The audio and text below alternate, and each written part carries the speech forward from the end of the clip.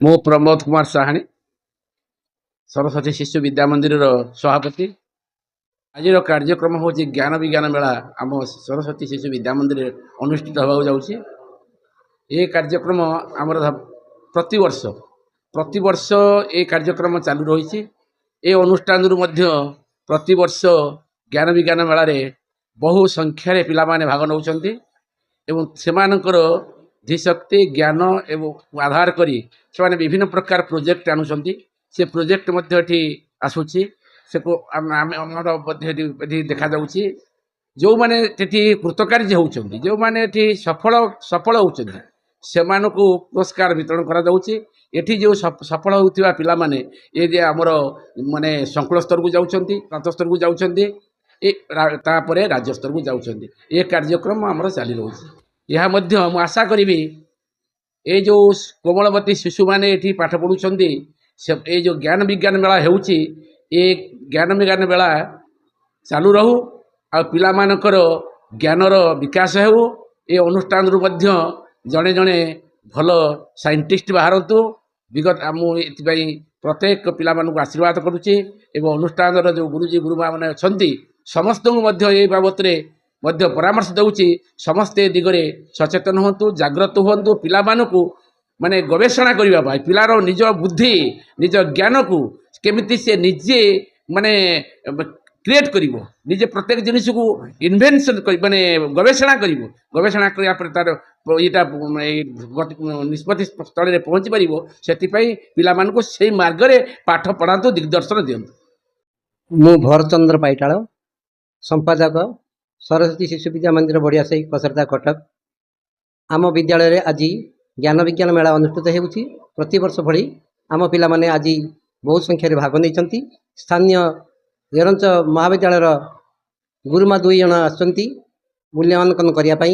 स्वप्न एवं स्वागतिका गुरुमा से मूल्यांकन उपरे आम पिला जो माने पुरस्कार पाइबे से माने आमर संकुल स्तरीय एवं प्रांत स्तरीय देई राज्य स्तरीय मध्य पुरस्कार पाइबा योग्य अनुभव विवेचित हेबे एवं से मूल्यांकन बहुत गुण रे आगे जाइए। अनेक थर मध्य आमर विद्यालय पुरस्कार पाई। तेणु मु आज पिला मानक आशीर्वाद करुच्ची यही समाज पई ये दुनिया रे विज्ञान केमती उन्नति घटिबो आ पिला मानक केमती बुद्धिगता बुद्धि ज्ञानर प्रसार हेबो।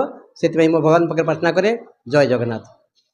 मु श्रीमती स्वप्नापति, अध्यापिका देवी कंदल नित्यानंद महाविद्यालय जीव विज्ञान विभाग। मु आज सरस्वती शिशु विद्या मंदिर बढ़िया से स्थित सेटा को ज्ञान विज्ञान मेलार विचारक भाव में आसी। एटी पिला मानकर जो चिंताधारा प्रकल्पर रूप नहीं ताहा मते बहुत भल लगिला। एवं यही आजिर ये अवसर रे मु पिला माननकु विज्ञान विषय रे किछि कहली एवं वैज्ञानिक मनोवृत्ति तांकर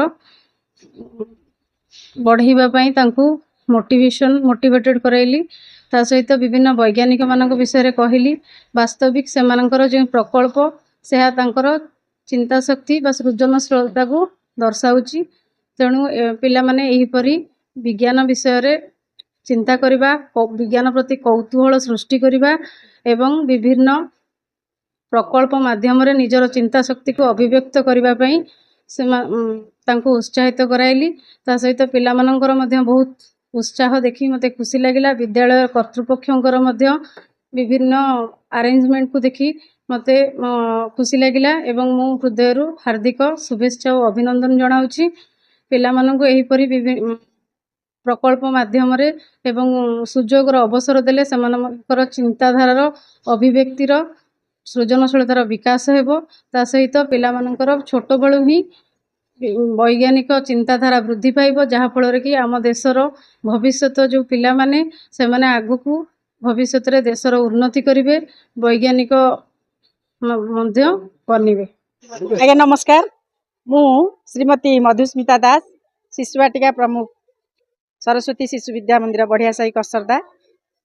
आमर शिशु वाटिका विभाग रे पिला मानकर खाता कलम आउ बहिर विशेष प्रयोग होई न थाए। विभिन्न क्रियाकलाप आउ प्रदर्शनी माध्यम रे तांको समस्त शिक्षादान करा जाय थाए। ତେଣୁ ଆଜିର ଯେହେତୁ ବିଦ୍ୟାଳୟ ସ୍ତରୀୟ ବିଜ୍ଞାନ ମେଳା କରାଯାଉଛି, ଆମର ଆଜି ଶିଶୁ ବାଟିକା ଭାଇ ଭଉଣୀମାନଙ୍କର ଛୋଟ ପୁଷ୍ପ ପ୍ରଦର୍ଶନୀ ରହିଛି। ତେଣୁ ଆମର ପିଲାମାନେ ବହୁତ ପ୍ରକାରର ଫୁଲ ପ୍ରଦର୍ଶନୀ କରାହେଇଥିବାରୁ ସେମାନେ ଦେଖୁଛନ୍ତି ଆଉ ଖୁସି ଅନୁଭବ କରୁଛନ୍ତି। ପିଲାମାନେ ମଧ୍ୟ ଫୁଲକୁ ଚିହ୍ନୁଛନ୍ତି, କେଉଁ ଫୁଲ କ'ଣ ସେଟା ସେ ଦେଖିକିରି ନିଜେ ଚିହ୍ନୁଛନ୍ତି, ହାତ ମାରିକି ମଧ୍ୟ ଖୁସି ହେଉଛନ୍ତି। ଏଇଟା ଆମର ଆଜି ଦିନର ମହତ୍ତ୍ୱ ଅଟେ। ଶକ୍ତି ପ୍ରକାଶ ଦାସ, ପ୍ରଧାନ ଆଚାର୍ଯ୍ୟ ସରସ୍ୱତୀ ଶିଶୁ ବିଦ୍ୟା ମନ୍ଦିର ବଢ଼ିଆସାହି କସରଦା।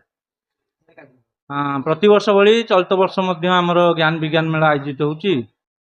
ପୁରା ଚତୁର୍ଥ ଶ୍ରେଣୀ ଠାରୁ ଦଶମ ଶ୍ରେଣୀ ପର୍ଯ୍ୟନ୍ତ ଶିଶୁ ଭାଇ ଭଉଣୀମାନେ କିଛି ଚୟନିତ ବିଷୟ, ଶିକ୍ଷା ବିକାଶ ସମିତି ଓଡ଼ିଶାଙ୍କର ଯୋଜନା ଆଧାରରେ କିଛି ଚୟନିତ ବିଷୟ ଆଧାରରେ ପ୍ରକଳ୍ପ, ପ୍ରଶ୍ନମଞ୍ଚ, ପ୍ରୟୋଗ ଇତ୍ୟାଦି କାର୍ଯ୍ୟ ଆଜି ଆୟୋଜିତ ହେଉଛି। ଆଉ ଏଥିରେ ଯେଉଁମାନେ ସଫଳ ହେବେ ସେମାନେ ଆଗକୁ ଆମର ସଂକୁଳ ସ୍ତର, ତାପରେ ବିଭାଗ, ଶେଷରେ ପ୍ରାନ୍ତ, ଆଉ ପ୍ରାନ୍ତ ସ୍ତରରୁ ଯେଉଁମାନେ ସଫଳତା ଅର୍ଜନ କରିବେ ସେମାନେ ଅଖିଳ ଭାରତୀୟ ସ୍ତରରେ ଆମ ବିଦ୍ୟାଳୟର ପ୍ରତିନିଧିତ୍ୱ କରିବେ।